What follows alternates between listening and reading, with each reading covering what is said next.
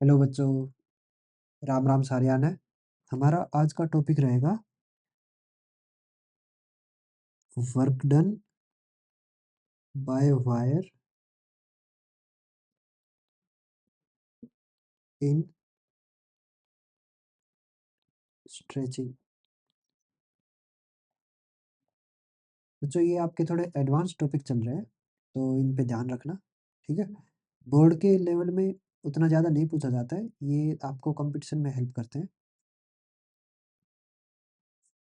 इसका मतलब समझो, स्ट्रेचिंग हम सब समझते हैं कि वायर में स्ट्रेचिंग क्या होगी, उसकी लेंथ को इंक्रीज कर रहे हैं, उसको क्या बोलेंगे, स्ट्रेचिंग।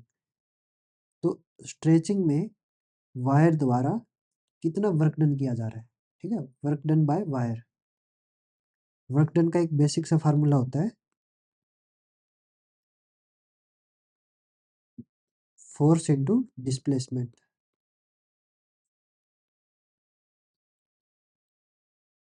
ठीक है, अगर हमें दो चीजें पता हो, एक तो हमें डिस्प्लेसमेंट पता हो कि जो भी बॉडी जिसके लिए हम वर्क डन निकाल रहे हैं वो कितना डिस्प्लेस हुई है अपनी पोजीशन से, और दूसरा हमें पता हो फोर्स कि कौन कितनी फोर्स लगी थी जिसने ये डिस्प्लेसमेंट की है।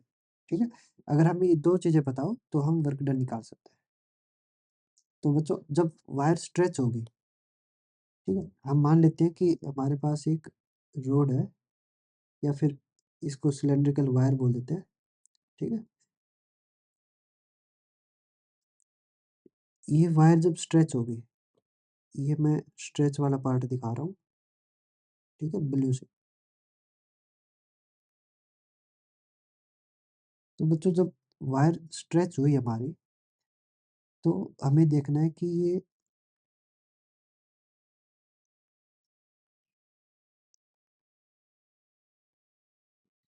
जो डेल्टा एल है वो हमारा स्ट्रेच बताएगा कि हमारी वायर इतना स्ट्रेच हुई है।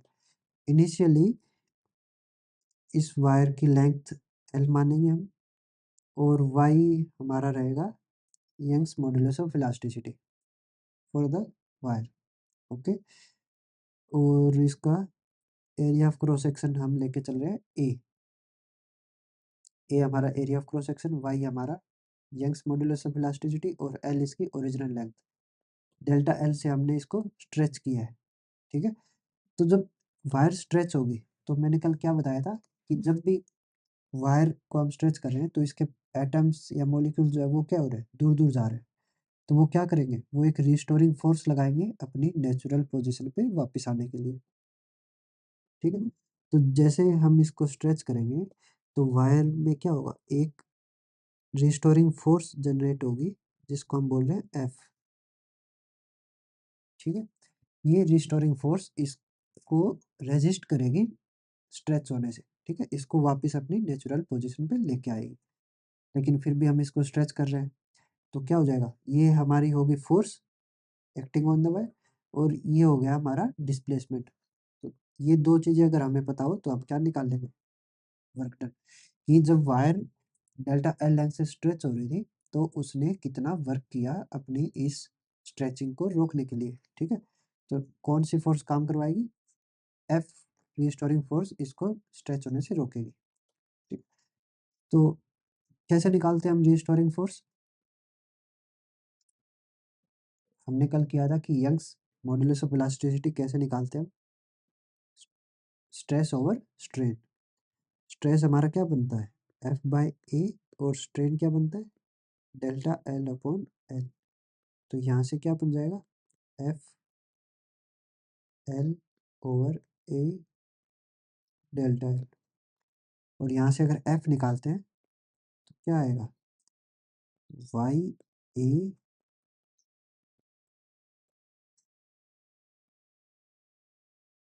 तो बच्चों वर्क डन निकालने के लिए हमें क्या चाहिए, फोर्स तो है और डिस्प्लेसमेंट और चाहिए। अब डिस्प्लेसमेंट क्या हो रही है, टाइम के साथ में चेंज होती जा रही है। स्टार्टिंग में डिस्प्लेसमेंट इतनी थी, फिर इतनी हो गई, इतनी हो गई। ठीक है, डिस्प्लेसमेंट टाइम के साथ में चेंज होती जा रही है, तो हम इसको डायरेक्टली मल्टीप्लाई नहीं करवा सकते, हमको यूज करना पड़ेगा इंटीग्रेशन का। ठीक है, तो इंटीग्रेशन का यूज कैसे करेंगे, सबसे पहले तो हम एक यहाँ पे एक एक्स डिस्टेंस दूर मान लेते हैं कि ये हमारा एक इतना हमारी बॉडी स्ट्रेच हो चुकी है, और इसके बाद में हमको यहाँ एक्स से डी एक्स तक हमको स्ट्रेच करवाना है। ठीक है, एक्स लेंथ तक हम स्ट्रेच कर चुके हैं, और एक्स से डी एक्स तक जाने में हमारी बॉडी को, हमारी वायर को कितना वर्क डन करना पड़ रहा है, हम पहले वो निकालेंगे। ठीक है, और उस small part of work done को हम इंटीग्रेट कर देंगे पूरी कंप्लीट स्ट्रेच के लिए। ओके, तो जब हमने एक्स लेंथ तक स्ट्रेच कर दिया था, तो उस केस में हमारा फोर्स क्या बनेगा? हमारा फोर्स बनेगा Y A upon L into x. Delta L हमारा क्या है इस केस में? एक्स। एक्स लेंथ तक हमने स्ट्रेच कर दिया हमारी वायर को, तो डेल्टा एल की जगह हम पुट कर देंगे एक्स। ओके, तो ये हमारी फोर्स एक्ट कर रही है इस पोजीशन पे, और इस रिस्टोरिंग फोर्स के होते हुए हमको क्या करना है? अब वायर को डीएक्स पार्ट तक स्ट्रेच करना है। तो हमें कितना वर्क डन करना पड़ेगा? इस small amount of work done को हम बोल रहे हैं डी डब्ल्यू। हमारा डी डब्ल्यू रहेगा F dot d x. F हमारा क्या है? वाई ए x over L d x.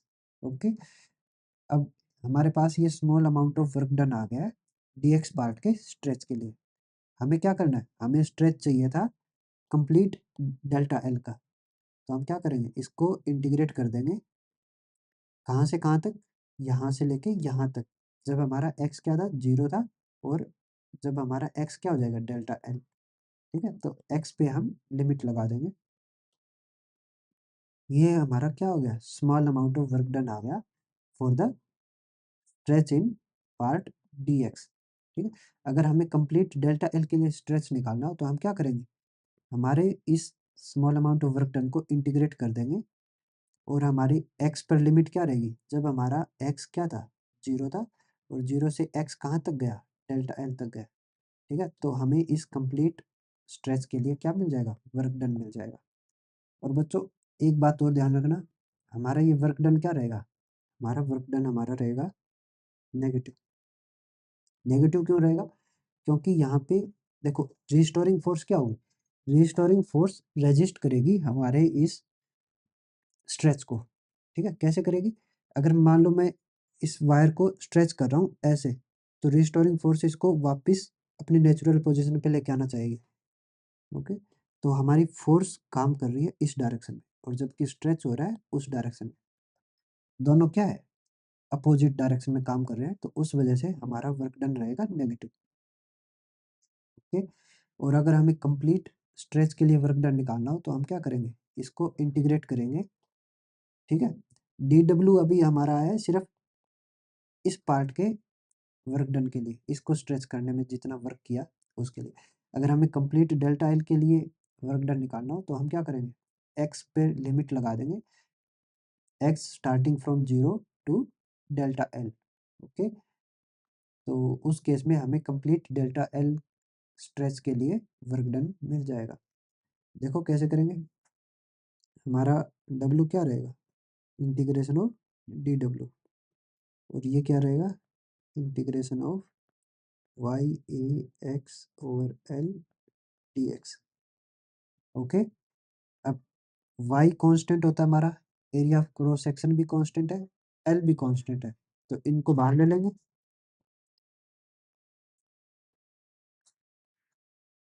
Integration किसका होगा? एक्स से लेके डी एक्स तक, और लिमिट क्या रहेगी? X starting from 0 to delta L. Okay, तो देखो आगे हमारा डब्ल्यू बन जाएगा minus Y A Y L. X d x का इंटीग्रेशन होता है x square by 2, limit 0 to delta L. Okay, ये बनेगा Y A by 2 L delta L का square.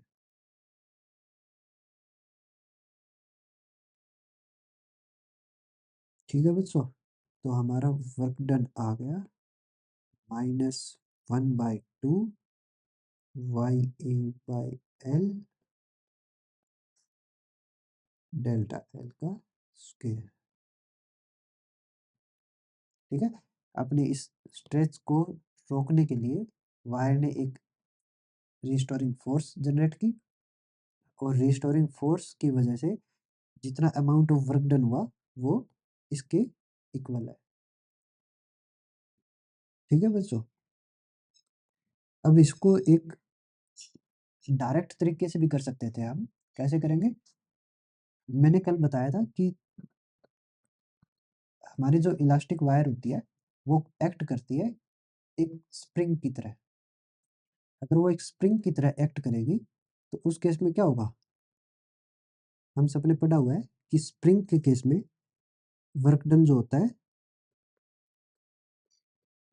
Work done in A spring क्या होता है? -12 के एक्स स्क्वायर। ठीक है, एक्स क्या होता है? अमाउंट ऑफ कंप्रेशन और अमाउंट ऑफ स्ट्रेच। ओके, के होता है हमारा स्प्रिंग कांस्टेंट। ठीक है, अगर वायर हमारा स्प्रिंग की तरह काम करती है तो उस केस में हमारे के की वैल्यू क्या आई थी? Y a by l. ठीक है, याद होगा सबको, हमारा स्प्रिंग कांस्टेंट क्या आया था वायर के केस में? Y a over L.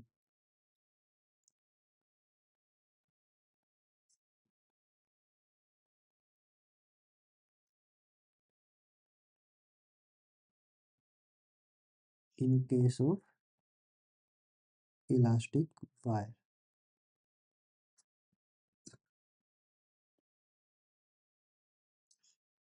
तो अगर के हमें पता है वायर के केस में, और वर्क डन हमें पता है कि स्प्रिंग के लिए क्या होता है? -12 के एक्स स्क्वायर। एक्स क्या होती है? डिस्प्लेसमेंट या फिर स्ट्रेच बोल देंगे हम उसको। ठीक है, तो यहाँ पे हमारा वायर में स्ट्रेच कितना आ रहा है? Delta L. तो अगर हम वैल्यू पुट करें तो हमारा वर्क डन क्या बन जाएगा? -12 y A by L delta L का स्क्वायर। ठीक है, दोनों देखो, दोनों रिलेशन सेम आ रहे हैं हमारे। ठीक है, तो वायर को एक स्प्रिंग की तरह मानने का हमारा क्या फायदा है? हम स्प्रिंग के केस में जो भी चीजें होती है हम उनका डायरेक्ट यूज कर सकते हैं वायर के लिए भी। ओके, तो उससे हमारी प्रॉब्लम क्या हो जाएगी? और ज़्यादा सिंप्लीफाई हो जाती है, उसको सोल्व करना हमारे लिए आसान रहता है। ठीक है बच्चों, हमारा नेक्स्ट टॉपिक है energy density.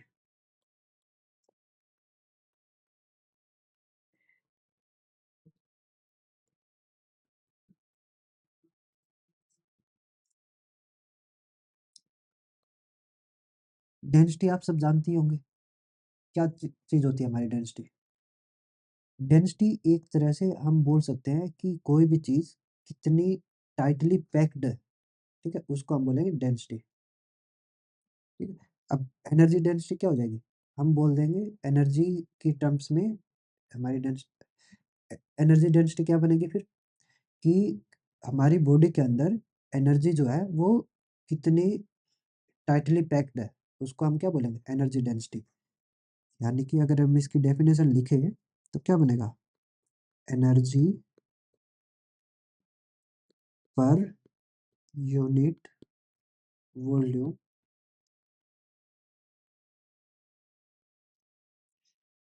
Is called energy density. ठीक है, कि एनर्जी यू से डिनोट कर रहे हैं हम, और एनर्जी पर यूनिट वॉल्यूम क्या बनेगी हमारी? Energy density. स्मॉल यू को एनर्जी डेंसिटी बोल रहे हैं।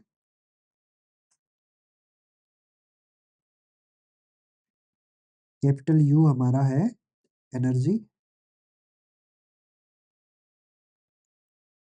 ओके,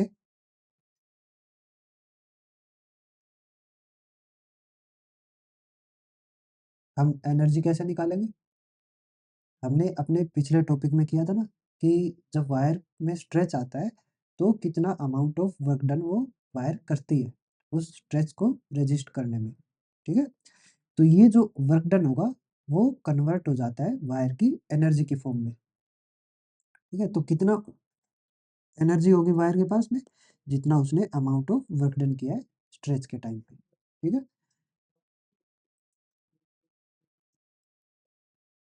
और हम नेगेटिव साइन क्यों लगा रहे हैं वर्क डन में? क्योंकि ये जो वर्क डन है वो वायर कर रही है उसको रजिस्ट करने के केस में, तो उसके लिए हम नेगेटिव साइन लगाते हैं। तो हमारी अमाउंट ऑफ एनर्जी रहेगी plus half y a l delta L का स्क्वायर। ठीक है, ये हमारे वायर के पास में एनर्जी रहेगी। अब इतनी अमाउंट ऑफ एनर्जी है, और अगर हम उसको निकालें पर यूनिट वॉल्यूम कि वायर के पास में पर यूनिट वॉल्यूम कितनी एनर्जी है, तो वो क्या बन जाएगी उसकी एनर्जी डेंसिटी।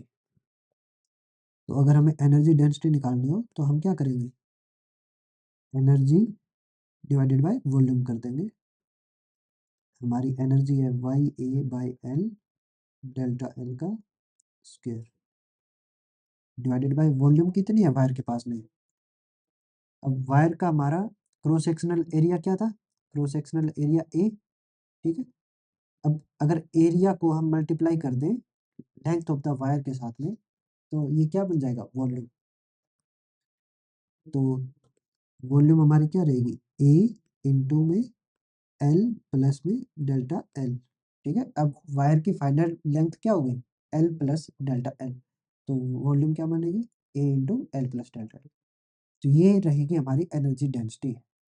अगर इसको थोड़ा सिंप्लीफाई करें तो क्या बनेगा, अब एक्चुअल में क्या होता है बच्चों कि जो डेल्टा एल है स्ट्रेच जो होता है वायर में वो मिनिमम होता है as compared to length of the wire. तो हम इसको क्या मान सकते हैं, एल प्लस डेल्टा एल हमारा लगभग किसके बराबर ही होता है, एल के बराबर होता है। ठीक है, क्योंकि डेल्टा एल एल के कंपैरिजन में बहुत छोटा है, तो एल प्लस डेल्टा एल को हम लगभग एल मान सकते हैं। तो इससे हमारा काम थोड़ा आसान हो जाएगा। एनर्जी डेंसिटी बनेगी Y A by L delta L का square divided by A into में एल। क्या होगा, ए से ए हम कैंसिल कर सकते हैं, एल एल के साथ मल्टीप्लाई हो जाएगा, तो हमारी एनर्जी डेंसिटी बनेगी y by l square delta L का स्क्वायर। ठीक है, इसको हम लिख सकते हैं half y delta l by l into में डेल्टा एल बाय एल। बताओ लिख सकते हैं कि नहीं लिख सकते। एल का स्क्वायर है यानी कि एल दो बार होना चाहिए, डेल्टा एल का भी स्क्वायर है यानी कि डेल्टा एल भी टू टाइम्स होना चाहिए। तो दोनों को मैंने अलग अलग कर लिया है। अगर इसको मैं इस तरीके से लिखूं तो बताना सही है या गलत है, delta l by L delta l by L. सही लिखा है ना। ये हमारी एनर्जी डेंसिटी रहेगी। अभी मैं आपको बताऊंगा कि मैंने इस फॉर्म में क्यों लिखा है। ठीक है, इस इस तरीके से लिखने का एक फ़ायदा है। क्या फ़ायदा होगा, हमने इलास्टिसिटी पढ़ी थी, मॉड्यूलस ऑफ इलास्टिसिटी क्या रहेगा, मॉड्यूलस ऑफ इलास्टिसिटी को हम क्या बोलते हैं,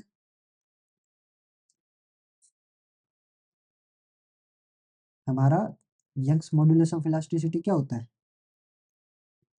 अगर हम देखें तो ये बनता है स्ट्रेस ओवर स्ट्रेन। ठीक है। यहाँ से अगर मैं स्ट्रेस निकालूं तो स्ट्रेस क्या बनेगा, वाई इंटू स्ट्रेन। ठीक है। और वायर के केस में हमारा स्ट्रेन क्या बन रहा है, इस वायर को जब हम स्ट्रेच कर रहे थे तो उस केस में हमारा स्ट्रेन क्या बनेगा कि वायर की लेंथ में कितना चेंज आया डिवाइडेड बाय वायर की ओरिजिनल लेंथ क्या थी, डेल्टा एल बाय एल, ये हमारा स्ट्रेन बनेगा। तो यहाँ देखो स्ट्रेस हमारा क्या बन जाएगा, y into delta l over l. ठीक है। यानी कि एनर्जी डेंसिटी में हमारा क्या बन रहा है, y into delta l by l, तो हमारा क्या बन जाएगा, स्ट्रेस। और डेल्टा एल बाई एल क्या बन रहा है, स्ट्रेन। ठीक है। तो half of the stress into strain हमारा क्या बन रहा है, एनर्जी डेंसिटी। इसी वजह से मैंने हमारी एनर्जी डेंसिटी को इस फॉर्म में लिखा था। ठीक है। ये हमारा बन जाएगा स्ट्रेस और ये बन जाएगा स्ट्रेन।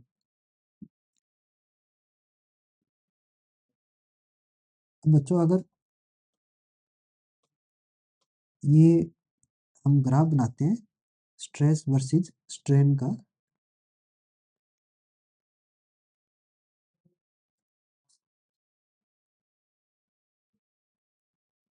तो ये जो ग्राफ है ये कुछ इस टाइप का आता है हमारा,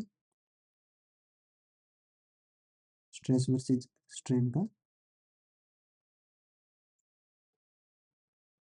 एंगल थीटा।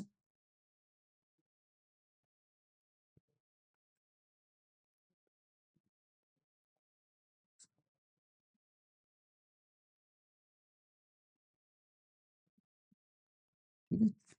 ये हमारा एरिया अंडर द ग्राफ, ये हमारी कर्व आती है स्ट्रेस वर्सेस स्ट्रेन के लिए।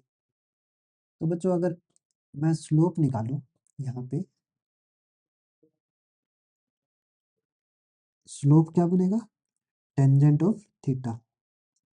ठीक है। टेंजेंट ऑफ थीटा हमारा क्या बताता है, स्लोप। तो यहाँ पर हमारा टेन थीटा क्या बन रहा है, टेन थीटा क्या होता है, परपेंडिकुलर ओवर बेस। परपेंडिकुलर से हमें क्या वैल्यू मिलेगी, स्ट्रेस की वैल्यू मिलेगी। ठीक है। और बेस से हमें क्या वैल्यू मिलेगी, स्ट्रेन की वैल्यू मिलेगी। ठीक है। तो टेन थीटा क्या बनेगा, स्ट्रेस ओवर स्ट्रेन। ठीक है। और स्ट्रेस बाय स्ट्रेन हमें क्या बताएगा, यंग्स मॉड्यूलस ऑफ इलास्टिसिटी। ठीक है। यानी कि स्लोप हमें दे रहा है यंग्स मॉड्यूलस ऑफ इलास्टिसिटी। अगर हमें स्ट्रेस बाय स्ट्रेन का ग्राफ दे दिया जाए और हमें उसका स्लोप पता हो तो हम हमें क्या पता है, यंग्स मॉड्यूलस ऑफ इलास्टिसिटी पता है। और अगर हम एरिया निकालें, एरिया अंडर द कर्व निकालें, तो एरिया अंडर द कर्व क्या बनेगा, ये एक ट्राइंगल है और ट्राइंगल का एरिया क्या होता है, half into base into height.